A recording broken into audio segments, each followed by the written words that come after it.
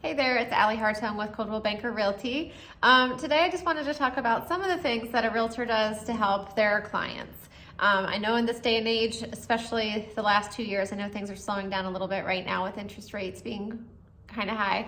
But a lot of times I hear people say, oh, what did they even do? Like they're either talking about the agent or the seller because their house went in contract in like a day or two. So I just wanted to go over some of the things that I do. There's so much behind the scenes, especially with a listing. It can take a couple months for both the seller and me as an agent to get everything in line and the timing to be right and marketing and all that stuff. So I don't think anybody that has sold a house in a day would tell you that it took a day.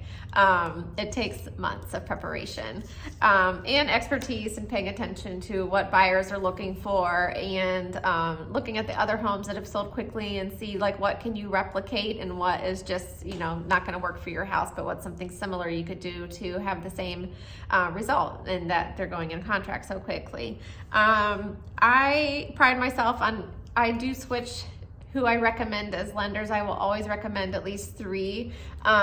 You can use whoever you want. These are all, anybody that I ever recommend, I will always recommend at least 3. Any recommendations I make are based on client satisfaction and fellow real estate agents recommending people as well. So it's always somebody that's been pretty vetted, but again, you can always use who you want. But I feel like it's really important that lender relationships are solid and that the communication is there and that we are working with someone that we trust that is communicating appropriately and not just saying, yeah, they'll be fine, they'll totally close, and then you don't, or the buyer doesn't. And you've wasted a month not being on the market, or you've wasted money on paying for an inspection and an appraisal when maybe that you were never going to actually be approved to buy. I haven't had that happen, but I definitely hear horror stories. So having those lender relationships is really important.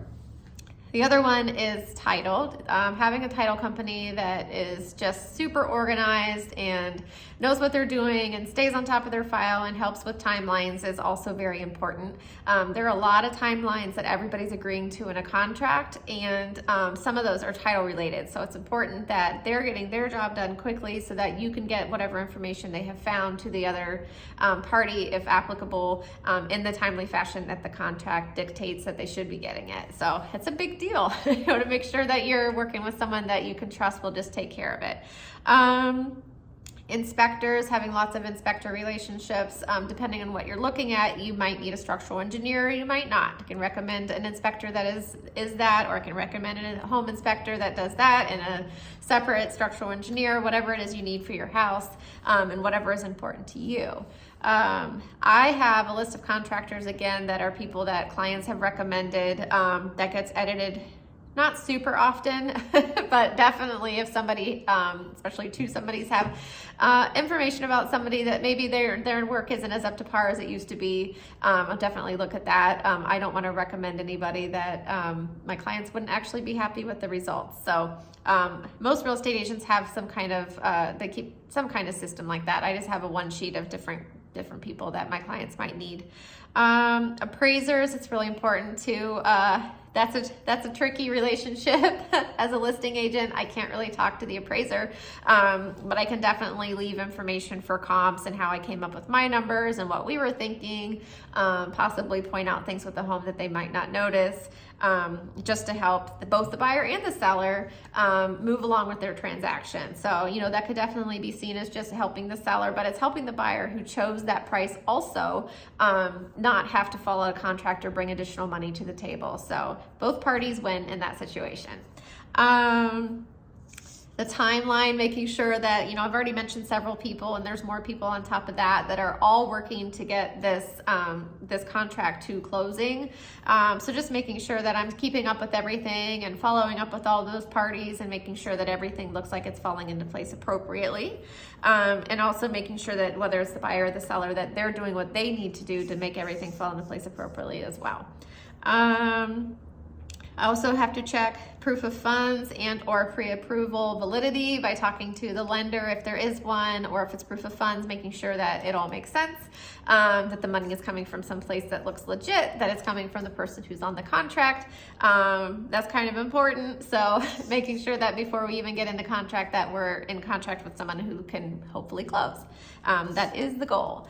Comps and pricing, making sure whether you're the buyer or the seller that the pricing that you're offering is comfortable to you if you're the buyer. You know, again, in the last couple of years, things have gone over, but making sure that, you know what, it ends up being like $40 more a month. Like, I will plan on living here for several years. That amount is not going to make a big difference to me. I will earn that back over time. And then from the seller, making sure that they're not selling for too low, but that they're also not going too high and then not getting any showings. Because as we all know, everybody loves watching real estate, watching and seeing how things go. And things have been on the market for a minute. A lot of times they end up doing a price reduction or some kind of other, you know, trying to get somebody into the house again, which can cost money. You know, you get less money in your pocket. So making sure that you're priced appropriately for your neighborhood, and for what's going on in the real estate market, because that can change in the course of a couple weeks. So you got to be on it and know what's going on. Explaining the contract. Our contract here is several pages long. It ends up being 14. So just explaining that as succinctly as possible, but also being available to answer any questions that you might have. Explaining if this, then that scenarios. That can get really overwhelming because a lot of it's not going to happen. And again, like I said, if this, then that. So like narrowing down what is happening and then what the scenarios are for that. But you know, you got to be in the business for a bit and have several transactions to have experienced several different things to be able to share that kind of knowledge. And then last, whether you're showing a home or selling a home, I'd point out the positives and negatives that whether either the buyer is going to see, if I have the seller, if I have the buyer pointing things out that maybe need to be addressed or are probably going to come up in an inspection, or things that are just like annoying but not going to come up in an inspection, like how do you feel about that door? You have to go right through this, you know, or whatever. I had a client who said I needed a buzzer, but I like people to think about everything before they go into contract. You know, it's easy to get overwhelmed and like really like the house, but it turns out there's a couple of things that just truly don't make sense for you, either financially or location wise, or, you know, this thing really needs to be remodeled or whatever it is. So I try to be the person of sound mind, but bear with that. You know, sometimes that can be a little overwhelming sometimes. And then the last, I'm just here to be your guide. You know, every transaction is different, but like I said, once, you know, I've been doing this for 9.5 years now. I've been through a lot of transactions, a lot of different scenarios, whether it's a people thing or a lending thing or inspections or whatever. I've seen a lot. So, and I work with a big brokerage that has tons of agents that have also seen a lot. So we all communicate with each other in various ways. And I think it's really important. That's one reason I work for Coldwell Banker Realty, is so that I have that relationship and I can ask those questions for anything that I don't know and see what scenarios other people are going through as well. So that's a little bit of what I do. There's a bunch I still didn't touch on, but that's probably all you need to know right now. So that's a little bit of what a real estate agent does for you. As you can probably tell, that's why it's important that you have somebody on your side guiding you through this process, because there is a lot to take in. If you have any questions, feel free to reach out to me.